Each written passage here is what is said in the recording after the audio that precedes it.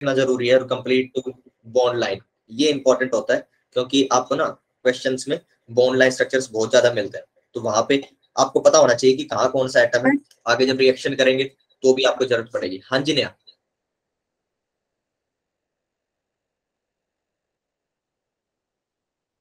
नेहा बोल रहे थे कुछ? सर अभी आपने क्या कहा? मैंने कहा यस कि सर। कंडेंस्ड जो है वो लिखने की जरूरत नहीं है और सिर्फ कंप्लीट रिप्रेजेंटेशन लिख लेना इन क्वेश्चंस के। हो गई है। चलिए तो क्लासिफिकेशन मैं अभी बता देता हूँ, जो जो क्लासिफिकेशन के। हाँ नेहा, तुम्हारा अगर बार बार कनेक्शन मतलब लीव हो रहा है तो बेटा लीव कर जाओ, फिर लिख ले लेना, रिकॉर्डिंग देख लेना, ठीक है। अब स्टार्ट कर लिया मैंने, अगर ना आए आवाज तो लीव कर जाना, बीच की चीजें नहीं अगर सर मिस हो रही। ठीक है। ठीक है चलो, ऑर्गेनिक कंपाउंड्स का ना क्लासिफिकेशन अभी के लिए सिर्फ ये टेबल बना लो, और क्या क्या पॉइंट्स है, जो जो इनके नाम है क्लासिफिकेशन, उनको धीरे धीरे पढ़ लेंगे कौन सी चीज क्या होती है। First is a cyclic open chain, इसको लिखते हैं बेटा। दूसरा कैटेगरी होती है साइक्लिक और क्लोज्ड चेन, ठीक है। अब ये जो है साइक्लिक स्लैश क्लोज्ड चेन, इसके फिर फर्दर क्लासिफिकेशंस आते हैं। पहला आता है बेटा होमो साइक्लिक, दूसरा आता है हेटेरोसाइक्लिक, हेटेरोसाइक्लिक, होमोसाइक्लिक फिर से फर्दर डिवाइडेड होता है एलिसाइक्लिक में और एरोमेटिक में। आगे चलेंगे, एरोमेटिक में इसका नाम हो जाता है बेंजेनॉइड और इसका नाम हो जाएगा नॉन बेंजेनॉइड। दो कैटेगरीज और होती है, ये इनके नाम हो गए, तो आप ये नोट डाउन कर सर लो। होमोसाइक्लिक में आपने ये फर्स्ट फिर वाला क्या लिखा है? होमोसाइक्लिक का बेटा फर्स्ट पार्ट है एलिसाइक्लिक, ALICYLIC, एलिसाइक्लिक, और सर सेकंड? ठीक है। सेकंड है बेटा एरोमेटिक, एरोमेटिक, उसके दो कैटेगराइजेशन है बेंजेनॉइड, बेंजेनॉइड, दूसरा नॉन बेंजेनॉइड, ठीक है। Yes sir.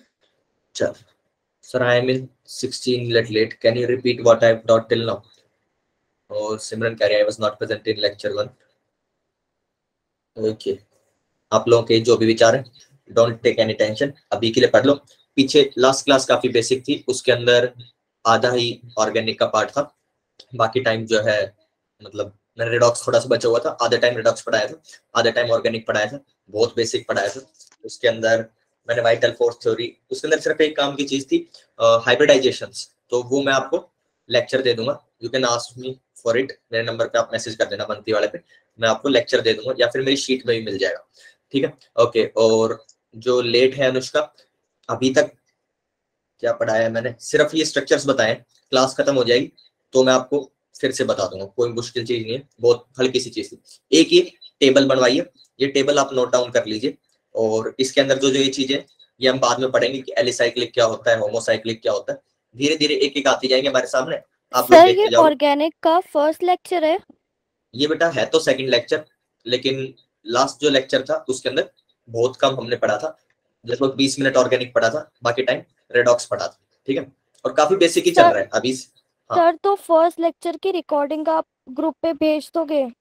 आपने ग्रुप का ग्रुप डिस्क्रिप्शन बॉक्स देखा है, वहां पे ऐसे करके ना bit.ly स्लैश ये है, सर ठीक जिस है। दिन फर्स्ट लेक्चर हुआ था इसका, उस दिन मतलब कौन से दिन हुआ था? फर्स्ट लेक्चर रहा होगा अपना सैटरडे को होता है, फ्राइडे को। फ्राइडे को, फ्राइडे को हुआ था, बिल्कुल, ओके सर। ठीक है। तो आप लोग देख लेना लेक्चर 1 के नाम से, अगर ना मिले फिर भी तो बेटा ग्रुप पे तो नहीं भेज सकता मैं, क्योंकि फिर ना वहाँ पे मैसेज बहुत ज्यादा हो जाता है, मेरे नंबर के ऊपर ना क्लास खत्म होगी मैं नंबर बता दूंगा, मैसेज कर देना, मैं उस पर आपको लेक्चर का लिंक दे दूंगा। चलो सारी बातें खत्म, आगे बढ़ते हैं। ये हो गया, इसके बाद जो है फंक्शनल ग्रुप की बात करते हैं। फंक्शनल ग्रुप क्या होता है, what is a functional group? So next definition ले लेते हैं, उसके बाद फंक्शनल ग्रुप भी डिटेल में थोड़े टाइम में हम पढ़ेंगे। फंक्शनल ग्रुप, फंक्शनल ग्रुप, तो फंक्शनल ग्रुप की जो डेफिनेशन होती है, एन एटम और a group of atoms joined in a specific manner,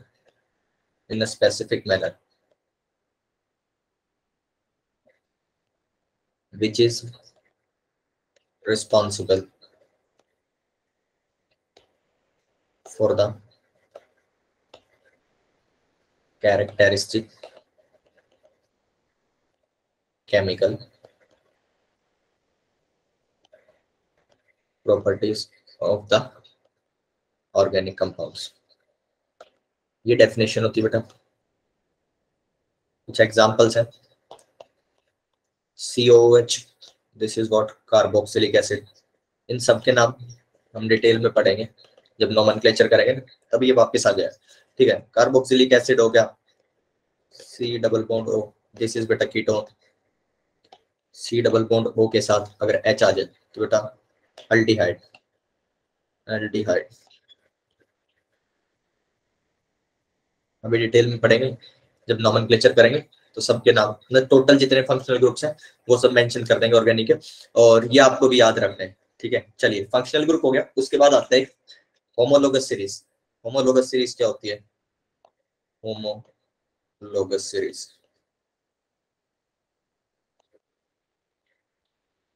homologous series, a group of compounds who differ by one CH2 unit।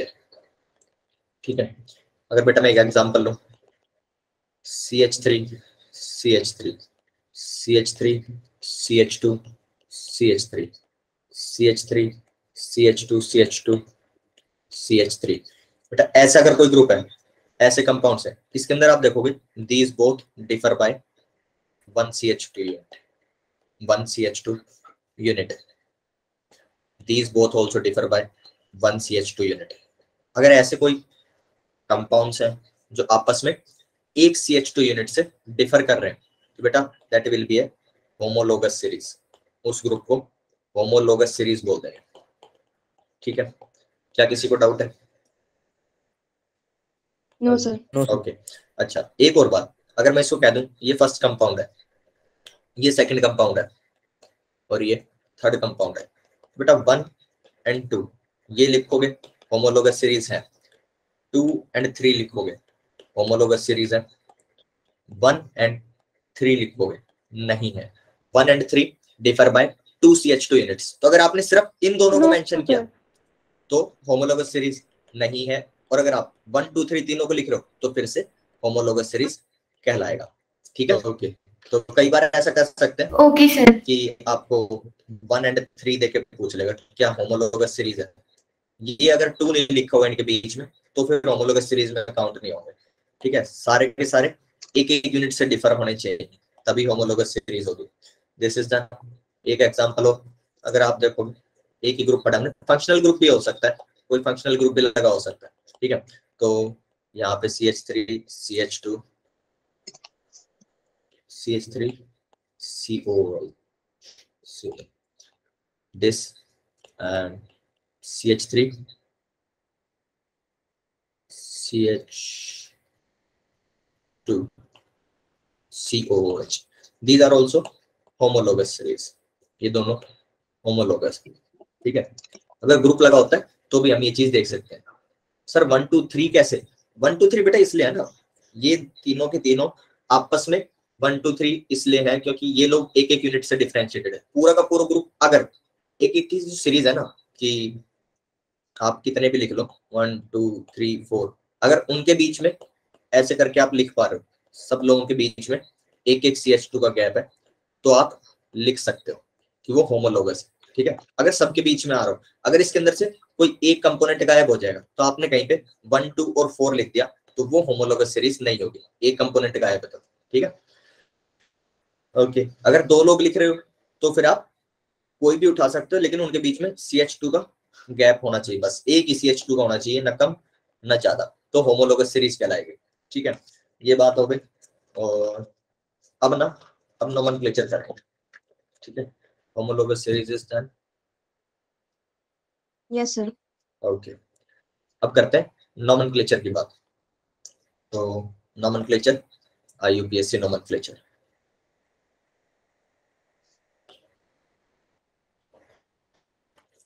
IUPAC nomenclature. IUPAC होता है international pure and applied chemistry होता है, बीच में you का नहीं पता। International union of international international union, union of ठीक है। प्योर बाकी अप्लाइड केमिस्ट्री। हाँ, international union of pure and applied chemistry. बिल्कुल बिल्कुल बिल्कुल, इससे केमिस्ट्री का कोई खास नाता नहीं है, इसलिए ना भी पता हो तो चल जाएगा। चलिए बात करते हैं कि नोमेनक्लेचर के अंदर देखो बेटा, किसी भी एक नेम के अलग अलग पार्ट्स होते हैं। ठीक है, सबसे पहला पार्ट आएगा सेकेंडरी प्रीफिक्स। ठीक है, उसके बाद प्राइमरी प्रीफिक्स, प्राइमरी प्रीफिक्स, उसके बाद आता है वर्ड रूट, वर्ड रूट,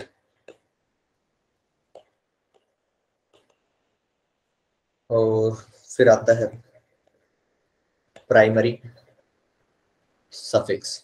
किसका क्या काम होता है ये अभी इसके नीचे लिखूंगा। ठीक है, सेकेंडरी सफिक्स। ठीक है, इन सबको जोड़ के एक नाम बनता है। ठीक है, जरूरी नहीं है कि किसी नाम के अंदर सारी चीजें हो, किसी के अंदर कुछ हो सकता है, किसी के अंदर कुछ हो सकता है। वर्ड रूट हर एक में मिलेगा आपको। ठीक है, वर्ड रूट हर एक में मिलेगा। अब देखिए, सेकेंडरी प्रीफिक्स जो होते हैं बेटा, वो सब्स्टिट्यूट्स के लिए होते हैं, सब्स्टिट्यूट्स के लिए। ठीक है, सब्स्टिट्यूट्स कौन कौन है सब्स्टिट्यूट? एक तो हेलोजन, हेलोजन में क्या क्या आते हैं? क्लोरीन, फ्लोरीन, क्लोरीन, ब्रोमीन और आयोडीन। एक तो ये सब्स्टिट्यूएंट्स में काउंट होते हैं बेटा। उसके बाद NO2, इसको बोलते हैं नाइट्रो। ठीक है, NO इज बेटा नाइट्रोसो।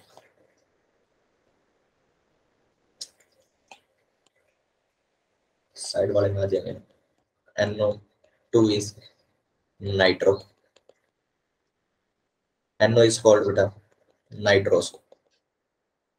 उसके बाद अगर आपके पास R लिखा हो, R होते बेटा alkoxy groups, alkoxy groups, sorry R is R नहीं, OR R alkoxy and R is alkyl group.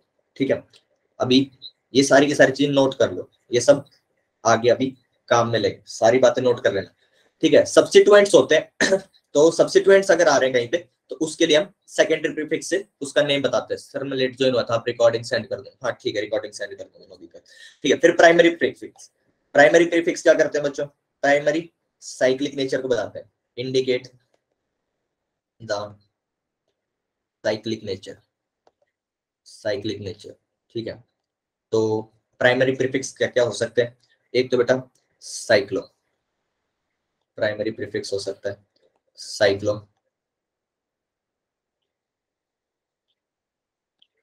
Cyclo. एक होता है स्पाइरो और एक होता है बाईसाइक्लो, बाईसाइक्लो। क्या स्पेलिंग है तेरी साइक्लो की? ठीक है, हम सिर्फ साइक्लो ही पढ़ेंगे वैसे। ठीक है, word root, it indicates number of, it indicates number of carbon atoms in the longest chain, जिसको हम प्रिंसिपल चेन भी बोलेंगे, लॉन्गेस्ट चेन। ठीक है, सारी चीजें बताएंगे कैसे क्या होता है, अभी के लिए निकलो। प्राइमरी प्रीफिक्स आएगा बेटा, ये इंडिकेट करता है, indicates the nature of CC bonds. ठीक है, जैसे कि आपके पास सिंगल बॉन्ड से C जुड़े हुए हो सकते हैं, डबल बॉन्ड से जुड़े हुए हो सकते हैं, ट्रिपल बॉन्ड से जुड़े हो सकते हैं। ये लोग कौन होंगे? ये आइंस होंगे, ये ईन्स होंगे और ये एन्स होंगे। अभी आगे आगे इनको पढ़ेंगे। अच्छा, सेकेंडरी प्रीफिक्स, सेकेंडरी प्रीफिक्स बताते बेटा, indicates, this indicates the functional group, indicates the nature of functional group, functional group. Note down कर लो पूरी टेबल, ठीक है, फिर आगे बढ़ते हैं।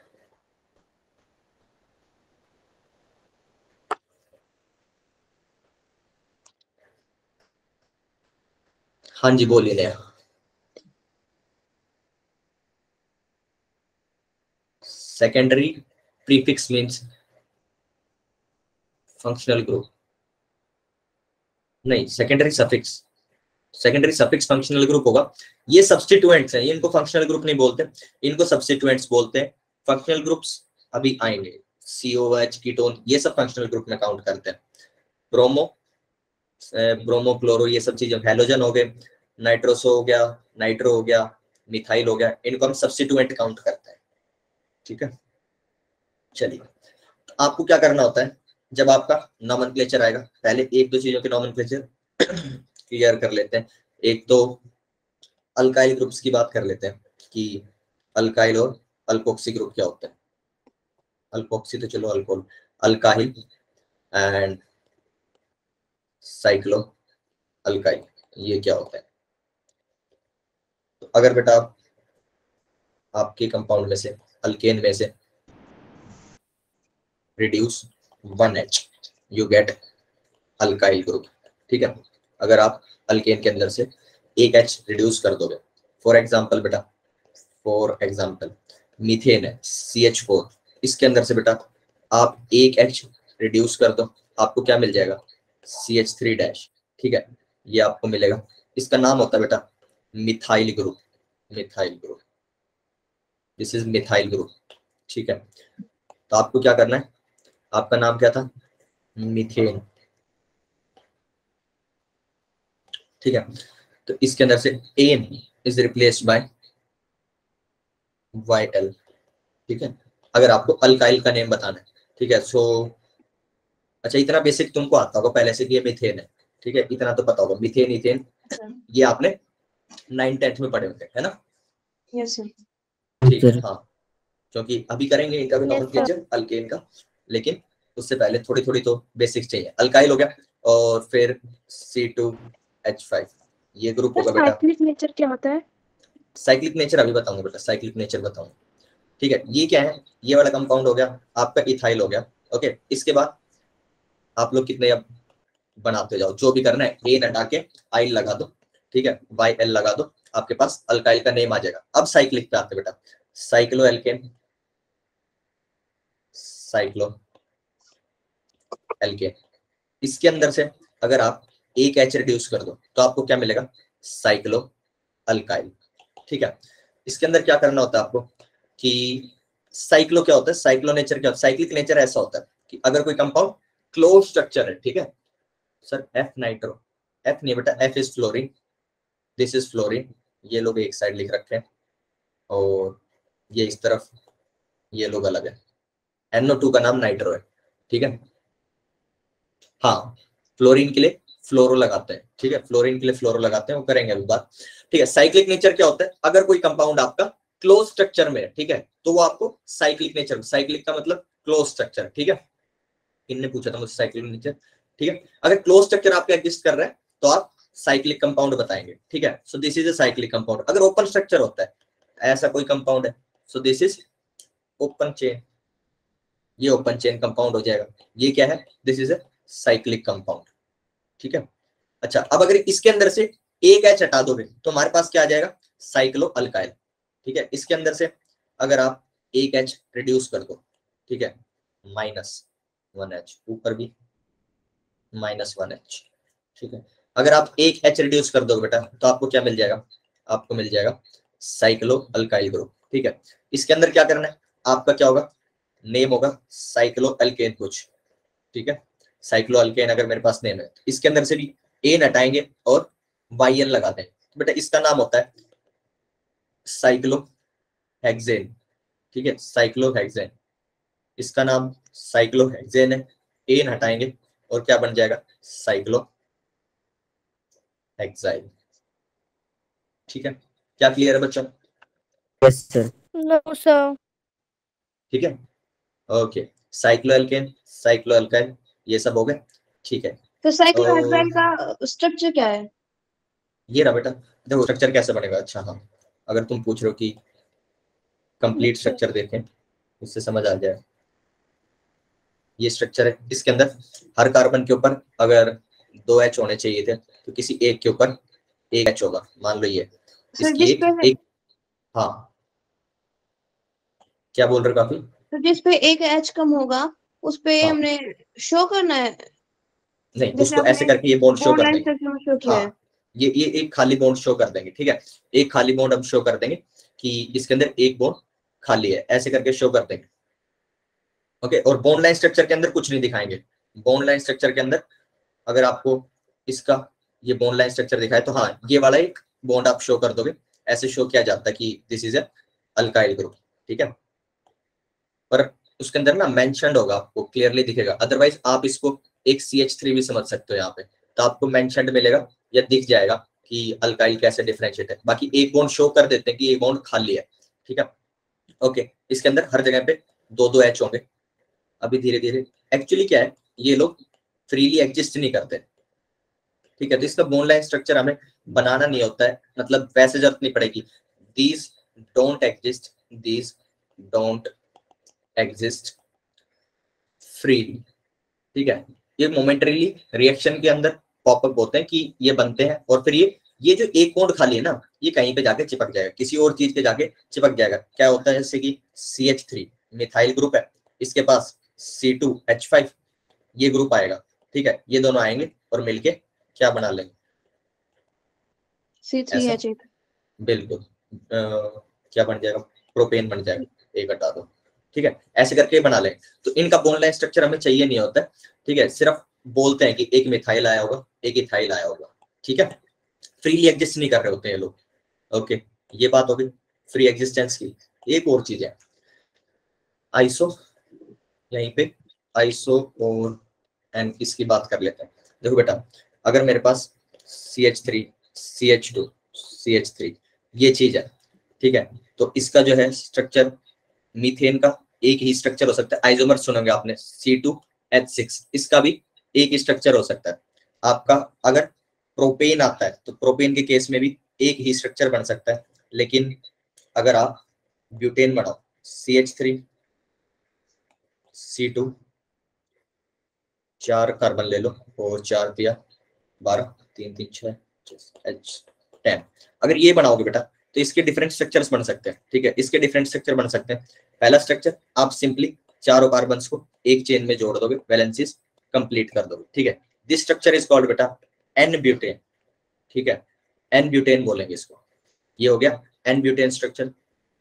उसके बाद अगर आप ऐसे बना दो कि CH3 CH2 और यहाँ पे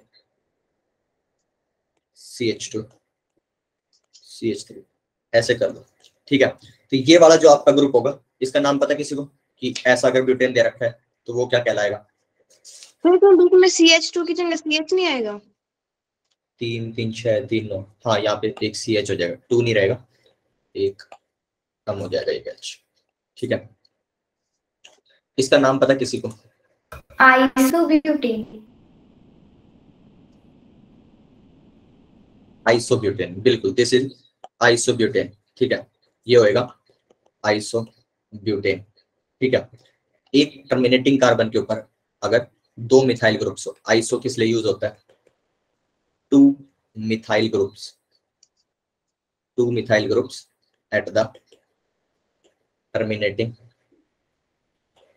कार्बन, ठीक है।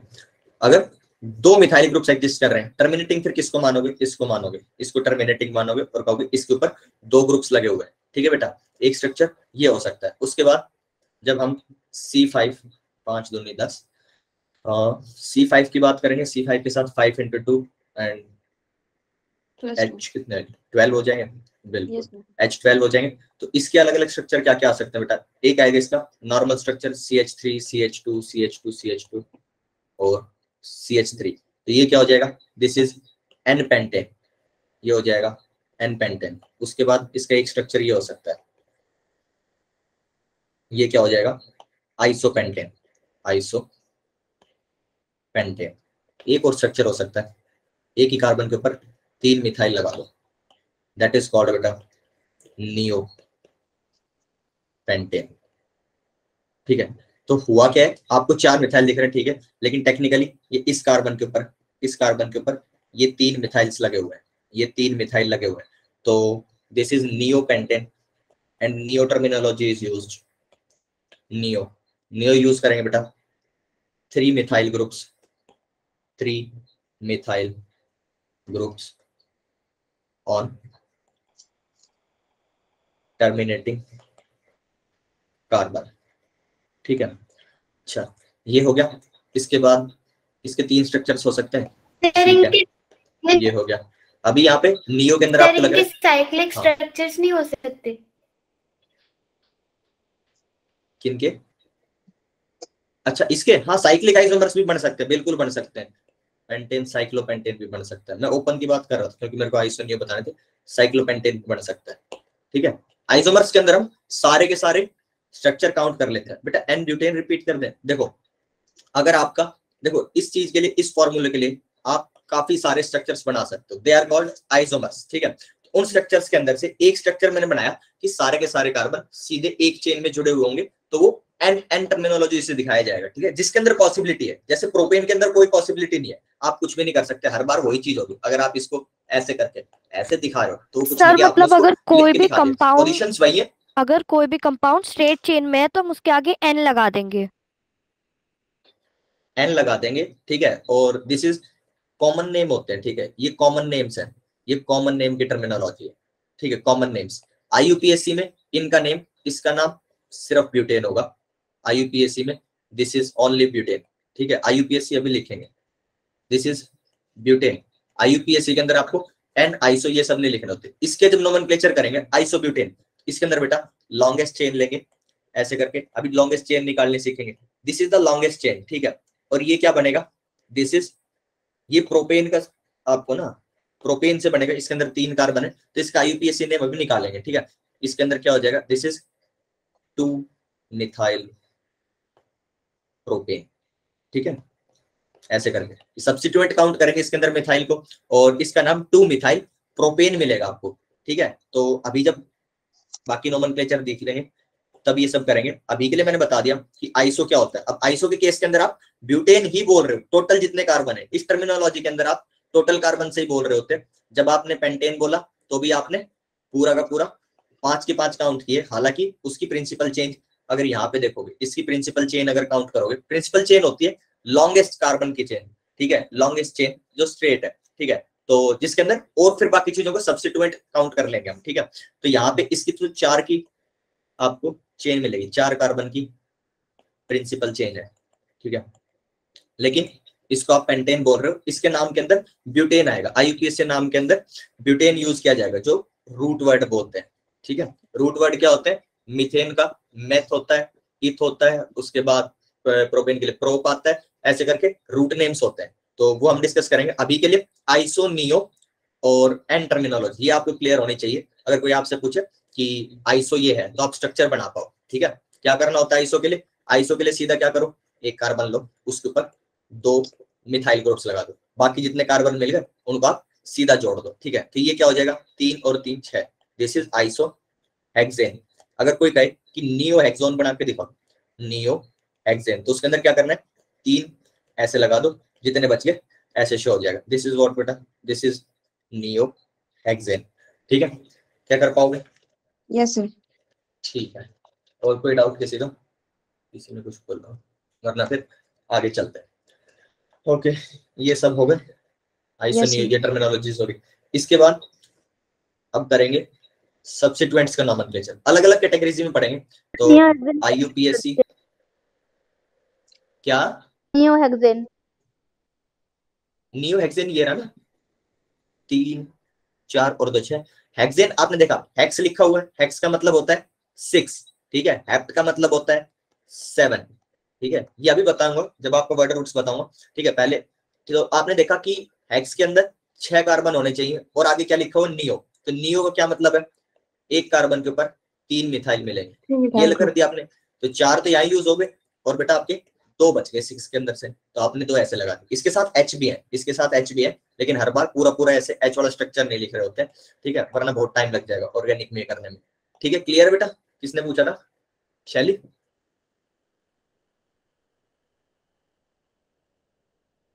ओके, चले आगे। इसके H मिटा दो वरना कंफ्यूजिंग रहेगा, किसी कार्बन पे किसी पे नहीं, फिर अल्काइल ग्रुप लगेगा। So this is neo. ठीक है, IUPAC nomenclature of substituents. No sir. क्या?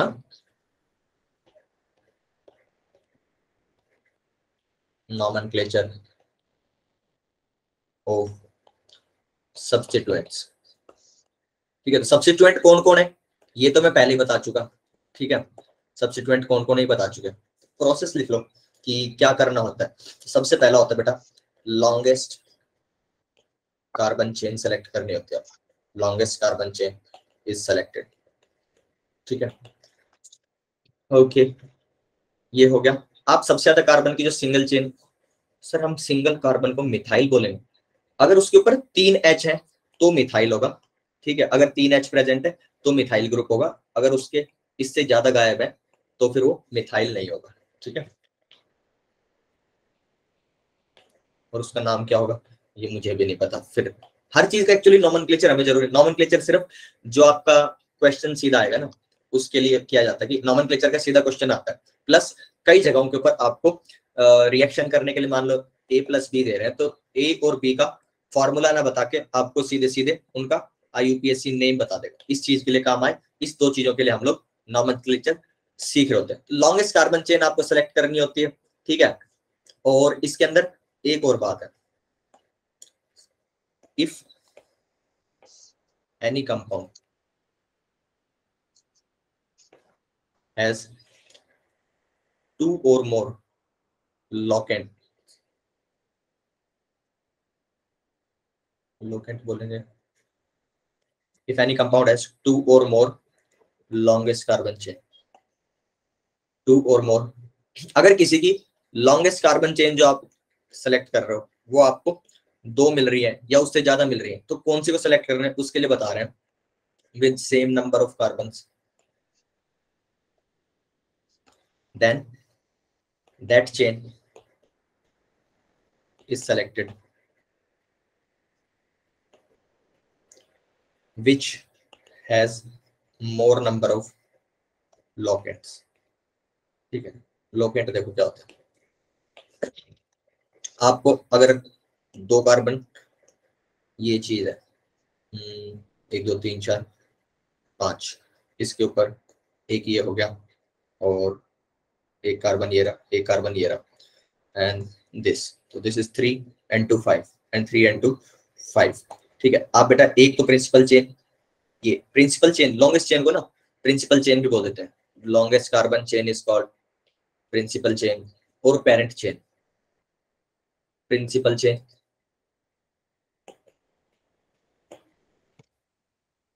और पेरेंट चेन, ये 2 चीजें हो गई। ठीक है, इसके अंदर बेटा आप 2 चेन सेलेक्ट कर सकते हो प्रिंसिपल चेन, दूसरी क्या आ जाएगी, दूसरी आएगी ये वाली। ठीक है, एक ही आ सकती है। तो बात ये आती है कि आप 1 को चूज करोगे या आप 2 को चूज करोगे। इसके लिए क्या करना होता है, आपको मोर नंबर ऑफ लोकेंट्स देखने होते हैं। लोकेंट्स कैसे देखोगे आप, अगर आपने इसके अंदर से 2 हटा दो, अगर आप इस वाली चेन को देखोगे इसके पास 1 2 और 3 ये इसके ऊपर ग्रुप्स कंसिडर किए जाएंगे लोकेंट्स। ठीक है, मिथाइल हो गया, 2 मिथाइल लगे हुए अलग अलग जगह और 1 इथाइल लगा हुआ है। ठीक है, इस वाले केस के अंदर 3 मिलेंगे मुझे। अगर ये वाली चेन चूज करता हूं मुझे 3 लोकेंट्स मिलेंगे। और अगर मैं दूसरी वाली चेन बनाऊं, जो दूसरी चेन मैं 2 तरीके से सेलेक्ट कर सकते हैं C, C। तो अगर बेटा इसको सेलेक्ट कर रहा हूँ, ठीक है, इसको अगर सेलेक्ट करूं और यहाँ पे इस वाले कार्बन के ऊपर एक ये रहा, एक ये रहा, तो इसके केस के अंदर बेटा 2 लोकेंट्स मिलेंगे मुझे। ठीक है, इसमें 2 लोकेंट्स मिलेंगे, एक ये हो गया और एक ये पूरा का पूरा एक लोकेंट माना जाएगा। ठीक है, इस कार्बन चेन से तो यही जुड़ा हुआ है, इसके पीछे क्या कुछ कोई मतलब नहीं है। एक लोकेंट ये हो गया फर्स्ट और सेकंड, इसमें क्या है बेटा टोटल 2 लोकेंट्स हैं, इसमें 3 लोकेंट्स हैं, तो किसको चूज करोगे प्रिंसिपल चेन? फर्स्ट ए वाले को को। या बी को? बिल्कुल, first will be chosen as principal chain. Principal chain अगर कभी आपको 2 सेम कार्बन की मिल जाती है, चलिए अभी लिखा तुमने बेटा, मैं ये बोल रहा हूँ कि अगर प्रिंसिपल चेन जो हमें सेलेक्ट करनी है, हमारा फर्स्ट स्टेप होता है कि हम प्रिंसिपल चेन सेलेक्ट करते हैं कोई भी नोमेनक्लेचर करने के लिए। तो हमारे फर्स्ट स्टेप के अंदर मैंने जब प्रिंसिपल चेन सेलेक्ट करी, अगर 2 या उससे ज्यादा अलग अलग हमारी जो चेन्स आ सकती है, ठीक है, इस वाले एग्जांपल के अंदर मैंने 2 चेन दिखाई है, ये एक एग्जांपल लिया था एंड इसमें 2 पॉसिबिलिटीज दिखाई थी चेन बनने की, एक ये एक ये एक ये, ठीक है। एक तो ऐसे बन सकती है और एक बन सकती है ऐसे, दोनों के अंदर 5-5 कार्बन होंगे, तो 2 पॉसिबिलिटी है। तो अगर 2 या 2 से ज्यादा पॉसिबिलिटीज आ जाती है तो हम गिनते हैं लोकेंट्स, हम उसको प्रिंसिपल चेन को सिलेक्ट करते हैं और उसके साथ कितने लोग लगे हुए हैं, दे आर कॉल्ड लोकेंट्स, वो काउंट कर लेते हैं। जिसके अंदर ज्यादा लोकेंट लगे होंगे वो हम प्रिंसिपल चेन मानेंगे, ठीक है। ये हो गया फर्स्ट चीज, लॉन्गेस्ट चेन सेलेक्ट करनी है। उसके बाद सेकंड चीज आएगी बेटा रूल्स फॉर नंबरिंग। फिर ना हम नंबरिंग करते हैं, ठीक है। नंबरिंग का क्या है कि इसके ऊपर जो 3 लोकेंट्स लगे हुए हैं इनको नंबर दिए जाएंगे, तो नंबर कैसे देने ये अभी बताएंगे। इसके लिए रूल्स होते हैं, रूल्स फॉर नंबरिंग, ठीक है, किस तरफ से नंबर शुरू करना है, ठीक है। नंबर कैसे कर सकते हो, नंबरिंग का मतलब ये है इस कार्बन को 1, इसको 2, इसको 3, इसको 4, इसको 5 बोलो, ठीक है। आप उल्टा भी कर सकते हो, आप उल्टा भी कर सकते हो कि ये 5 ये फर्स्ट है, आप यहाँ से काउंटिंग शुरू कर दो 1 2 3 4 5, ठीक है। तो कैसे करनी है इसके लिए रूल्स होते हैं, कैसे करनी है इसके लिए रूल्स होते हैं, तो वो रूल्स मैं बता रहा हूँ, नोट डाउन कर लीजिए। ये थियोरेटिकल पोर्शन है, ठीक है, फिर क्वेश्चन करेंगे तो समझ में आएगी चीजें। दिस इज, ठीक है, रूल्स फॉर नंबरिंग। तो एक रूल होता है बेटा, numbering is done is started in such a way which gives the lowest set of locants, ठीक है। इस तरीके से करेंगे कि आपके जो लोकेंट्स हैं उनको सबसे छोटे छोटे नंबर मिले, ठीक है, सबसे छोटे नंबर मिले, इस तरीके से करेंगे। तो अगर आप इस पर्टिकुलर चेन के अंदर, इसका क्या मतलब है, इसका ये मतलब है सी सी सी सी सी, ठीक है। यहाँ पे अगर इसके साथ एक ब्रोमो लगा हुआ है तो आप लेफ्ट से शुरू करोगे, आप इसको 1 दोगे या इसको 1 दोगे, लेफ्ट या राइट बोलो सर लेफ्ट। किसको, लेफ्ट वाले को दोगे। अगर आप लेफ्ट वाले को दोगे बिल्कुल तो ब्रोमो को 1 नंबर मिलेगा, ठीक है, और अगर राइट को दोगे तो ब्रोमो को 5 मिलेगा। तो आपको इस तरीके से नंबरिंग शुरू करनी है कि आपका लोकेंट को छोटा नंबर मिले, ठीक है। ओके, ये चीज क्लियर होगी। एक और रूल होता है इसके लिए, in case of possibility of same और आइडेंटिकल सेट ऑफ लोकेंट्स, हो सकता है कई बार आपको आइडेंटिकल मिले, आप दोनों साइड से शुरू कर रहे हो, उनसे आपको सेम सेट ऑफ लोकेंट्स मिले, ठीक है। तो आप क्या प्रीफर करेंगे, prefer the side which is lower number to the substituent having lower position in alphabetic having first letter। इसका जो पहला लेटर देखोगे आप इन अल्फाबेटिकल ऑर्डर, ठीक है। इसका मतलब मैं बताता हूँ, एक एग्जांपल लेते हैं। ये कह रहा है कि आपने इधर से शुरू किया और इधर से शुरू किया, उससे अगर आपको सेम सेट ऑफ लोकेंट्स मिल जाए, अगर सेम मिल रहे हैं तो फिर आप क्या करोगे, तो आप क्या करोगे, आप वो वाली साइड चूज करोगे जिससे कम नंबर किसको मिले, जो भी आपका ऐसा, आप सारे के सारे, अभी मैं बताता हूँ, सारे के सारे सब्स्टिट्यूएंट्स के नाम लिख लो जिसका नाम सबसे पहले शुरू होता है अल्फाबेटिकल ऑर्डर में। मान लो आपके पास अभी एग्जांपल देखेंगे, ये हो गया, इसके इस तरफ ब्रोमो लगा हुआ है, इस तरफ इसके क्लोरो लगा हुआ है, ठीक है।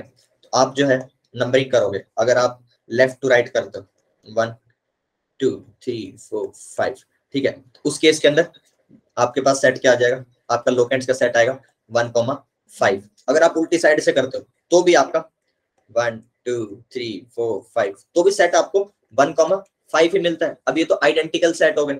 अगर आइडेंटिकल सेट हो गए तो उस केस के अंदर क्या करना है, आप अपने सब्स्टिट्यूएंट्स का नाम लिखो। एक कौन है, ब्रोमो है, और एक कौन है, क्लोरो है, क्लोरीन। ठीक है, तो इसका जब नाम लिखा जाएगा, इसका नाम लिखा जाता है बेटा ब्रोमो, जिसको सेकेंडरी प्रीफिक्स, हाँ सेकेंडरी प्रीफिक्स में जब लिखते हैं इसका नाम आता है क्लोरो। ठीक है, तो जिसका अल्फाबेटिकल ऑर्डर में बी और सी हो गया फर्स्ट लेटर, ये पहले आता है, तो इसकी वाली साइड को, इसको कम नंबर मिले वो वाला तरीका प्रीफर करेंगे। तो हम कौन सा तरीका प्रीफर करेंगे, ऊपर वाला।